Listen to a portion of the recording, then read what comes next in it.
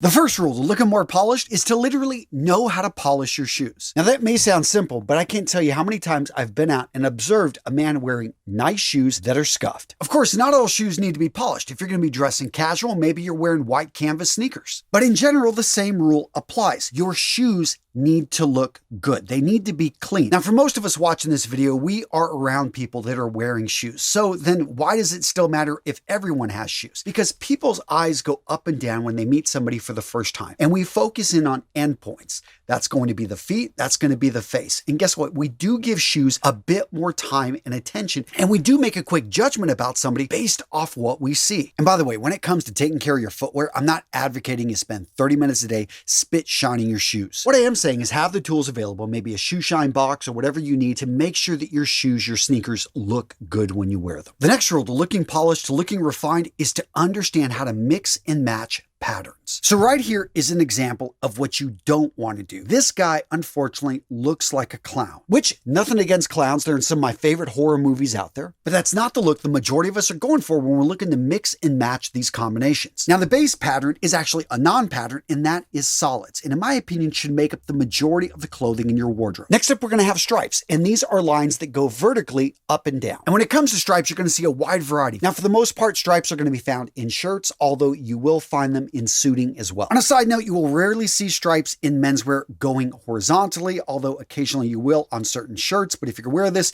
understand you're going to look like a French sailor. Not necessarily a bad thing, but yeah, that's the look. Next up, we've got checks. These are going to be intersecting lines, vertical and horizontal, and they come in a variety of different styles of check. Now, when it comes to checks, similar to stripes, you're going to see the majority of it pop up in shirting, sometimes in trousers, and occasionally in suits as well. Next up, we've got twills. To be honest, if you're going for a polished or sophisticated look, twills are a great entry point because they're so easy to wear, again, because they look like solids from a distance, but you get up close, you see this slight pattern, and they give also a feeling of texture. The only issue with twill is it's a tighter weave, so it's not going to be great for the summer, but for the spring, fall, winter, it is a solid weave in menswear. Next up, we have florals, paisleys, and dots. Those first two we're going to see in shirts, we're going to see in pocket squares, we're going to see in neckties. That last one, dots, pretty rare in shirts, and I wouldn't recommend it for most men, but when it comes to maybe a pocket square or a necktie, it's fine. Now, that's a good number of patterns, and there are other ones out there, but when you multiply just those few patterns by all the different color options, guys, it seems like, the options are infinite, and I understand why most guys, they don't even want to touch this stuff because it seems super confusing. But gents, it doesn't have to be this way, and you can still have a really polished look by just bringing a few of them together. First up, understand that you don't want the same pattern right next to the same sized pattern.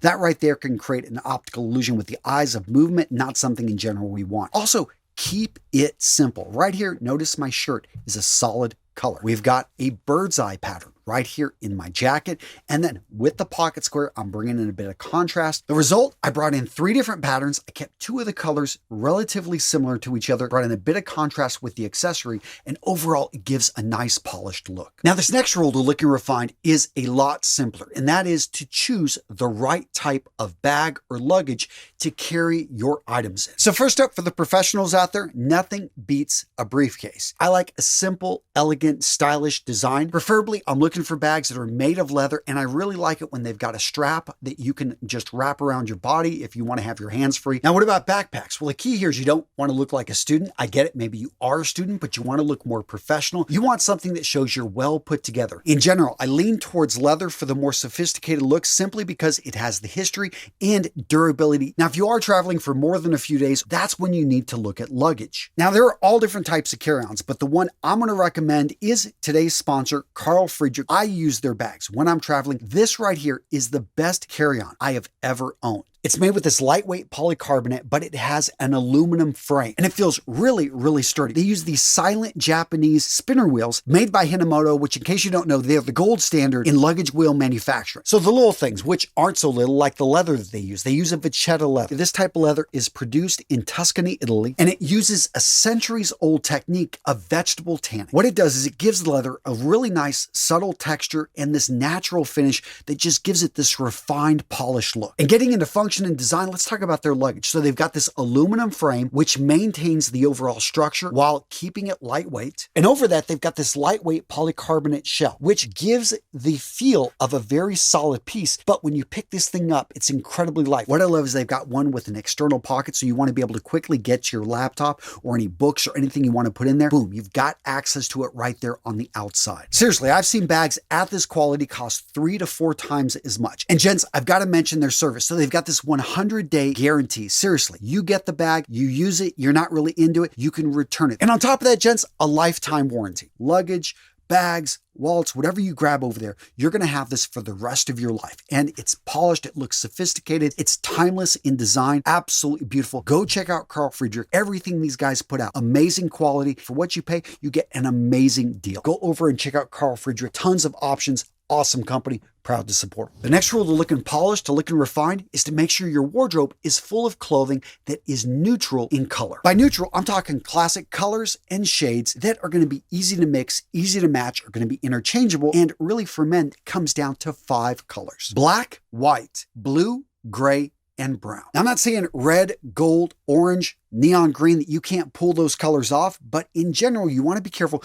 Those are going to be more accent colors. In general, though, you want 90% of your wardrobe to be made up of the colors that I mentioned, those 5 right there. They are simple, they're easy to match. Now, which direction do you want to go? It really depends on the person. You'll naturally gravitate. I know I'm more of a blue and brown colored guy.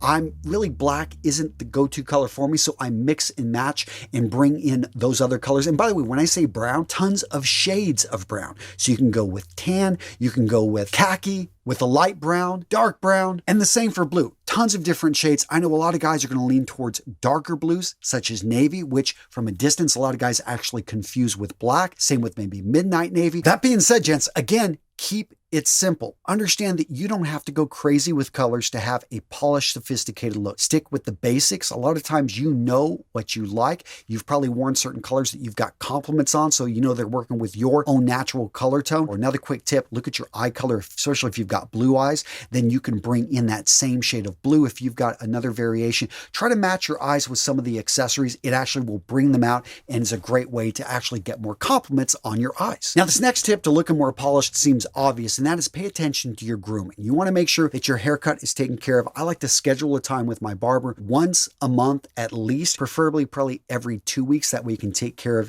just hair growing on the back of the neck, but you want to make sure your grooming doesn't get, out of control. And I'm going to go ahead and double down on having a schedule that you take care of your nails, that you take care of, you have a skin routine. If you are not taking care of your nails, if you are not taking care of your breath, if you're not brushing, you brush your teeth, but do you use mouthwash? Do you floss?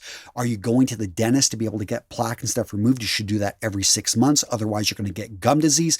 These type of things, you can maybe get away with when you're a little bit younger, but as you get older, these are things that really, guys, it's going to make the difference between you coming off as well put together or coming off as, that guy dressed nice, but man, stay away. That breath is horrible. That's what you don't want. Now, speaking of smell, let's talk about scent. How do you smell more refined? For me, it's going to start with going with something crisp, clean, and something that's classic. Now, I'm not saying you got to spend $500 on a bottle of fragrance, but maybe going with something a bit more aromatic, maybe going with something that has vetiver as a prominent note. That being said, going with a classic floral, looking for a fragrance that maybe has an iris or a violet note to it, or the combination of that with some white floral neroli at the top. But if flowers aren't your thing, go with a classic. Look for a fragrance that's been around for decades. Maybe it's been reformulated, and people are saying actually a reformulation is even better. They've refined it. They've brought up a new version of it that is more modern, which happens all the time. Another category to look at, the aquatics. I absolutely love the aquatics because they are just such a mass pleasing. So many people love them.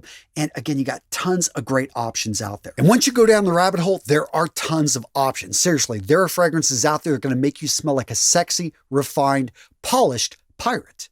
Believe it or not. But seriously, gents, don't overthink this. Find a fragrance that works for you and wear it with confidence. Now, what about jewelry? Especially when you're going for that polished, refined look. What are the rules? In general, I like to keep it simple, but I'm here in the West. I know some of you guys, and you can let us know down in the comments what your thoughts on jewelry in your part of the world are, but I like to keep it simple. So wedding ring, I know a lot of guys don't want to go beyond that. I do wear an Oura ring over on the left-hand side that tracks things for me, but I do think that watches are where men in the West can have a lot of fun. That being said, of course, you could try to pull off a necklace. You could probably have bracelets. Not really something I get into much, but nowadays it's really going to be watches. Any type of watch that has a really simple overall dial. That being said, another great option, and no surprise to many of you guys that have watched enough of my videos, I love dive watches because you got so many different options out there and you don't have to spend a crazy amount of money. You can look at different brands out there. In fact, the only type of watch I would probably steer away from, again, if I'm going for a more refined look or any watch that uses rubber or it's got like a silicone band on it, nothing against a strap like that. But again, we're going for the more refined look. Although I know a lot of you guys have those, probably with a Rolex on it. At the end of the day, you can wear whatever you want. So let's get to something. I easily could have put this as in the number one spot, but that is make sure you buy clothing, if you're buying it off the rack, that it fits you as well as it can. If it doesn't fit you, take it to your tailor because you need to know the name of your tailor. Everything you wear, you want to make sure it fits you well. Because I've said it before and I will say it again, but you can go out there and buy a $200 suit. And if it fits you well, if it's cut and tailored to you, it will look better than a $2,000 suit that is poorly fitted, is too large or too small. Now, this next rule is probably more of a mistake to avoid. And that is whenever you go out there and you start making some money and you're buying better quality clothing, don't think that you need to buy clothing just because it's got a fancy brand, whether that be Ralph Lauren, whether that be Nautica, whether it be Gucci. Point being is that is not a signal that you are more polished or refined. It just simply means that you are buying into the brand. And unless the brand is paying you money, I would be really careful about wearing oversized logos. Small logos are fine. Now, this next rule, looking polished and refined, seems so simple. I'm almost, hesitant to even put it on the list, but so many guys still mess this up. And that is make sure your clothing is clean. Make sure that it is ironed. The first point was about polished shoes, but guys, this applies to your clothing as well. You want your collars to be ironed and to lay flat. You don't want things all over the place. You don't want to wear clothing that is stained. I see so many men wearing something they think to be nice and they didn't even think to iron their shirt. Now, this next rule could have easily taken the number one spot, and that is to know your history and to fill your closet with classic menswear pieces. Now, I say know your history because what I love about classic menswear, a lot of guys think it's boring. No, classic menswear makes it easy for us. And most men don't think to master the fundamentals. But if you do that, if you understand what's out there, you realize that history repeats itself. Fashion, the whimsical winds of fashion, they are constantly repeating things that have already happened. But if you can find pieces that suit you, that suit your build, colors that work for your skin tone, in a classic piece that has been around in menswear for over 100 years. In menswear, let's take a jacket, simply a sports jacket, maybe a blazer, maybe it's going to be a classic pair of trousers, chinos. Well, guess what? Those have been around for 70 years in menswear. Jackets have been around for over 100 years. So we can rest assured that they will continue to be around. Now, the width of the lapels, the colors, the patterns, maybe a few things in the shape are going to adjust over time. If you look at a picture from 1965, you look at a picture from 1935, from 1995, and you notice the same pieces of menswear are popping up 30 years again, and again, you can rest assured that, hey, I can spend good money on this piece, bring it into my wardrobe, and I'm going to be able to look good. I'm going to look sophisticated, look polished without even trying. And I'm going to spend money on something that isn't going to go out of fashion. Which takes me to this next guideline, which again is almost number one. I'm going to hit that number one here in a second, guys, but buy quality over quantity. And so many guys resist this because you have to save up. You have to maybe wait. Yeah, don't buy a cheap leather jacket. You're going to find a lot of classic menswear pieces, even shoes, can be resold if they're built correctly. There are so many things that you can use again and again. You're going to get your money's worth. That's why I highly recommend, again, you go with items that aren't going to go out of fashion. You can spend more money on them. Therefore, they're going to last you longer because you get better quality. And, it's a circle that goes around. All of a sudden, you're going to come off as more polished, despite the fact that you're wearing a watch that you bought a decade ago. Well, guess what? It wasn't a fashion watch. It was something that stuck around, something that was made from good quality and becomes a family heirloom. So the number one rule to looking more polished, to looking more refined, is to give a damn. So what am I talking about here? I'm talking about actually paying attention to the details, putting in the reps, practicing what you wear, actually caring about your appearance. I have so many people reach out to me and say, hey, can you help my husband dress better? Can you help me? But I don't want to spend any money. Guys, when you actually care, you are going to find a way to make it happen. Gents, this sounds obvious, but if you don't care, you're not going to make the effort. So many people reach out to me and say, hey, I know this guy, he just needs your help. Well, guess what? He has to want the help. He has to desire it. He has to make it a priority before, because I can't change anybody. My information, I throw it out there, but until you want it, until you have the desire, you're not going to use that information to transform yourself, because that's when the magic happens. When you actually take this information and you spend the money, you go out there and you spend the time to build a wardrobe that reflects who you are. All right, Jen, so what video to watch next? Well, boom, I got you covered with this amazing video right here. Yeah, this one right here. Click it. Boom, go check it out. Solid video. I think you're going to enjoy it.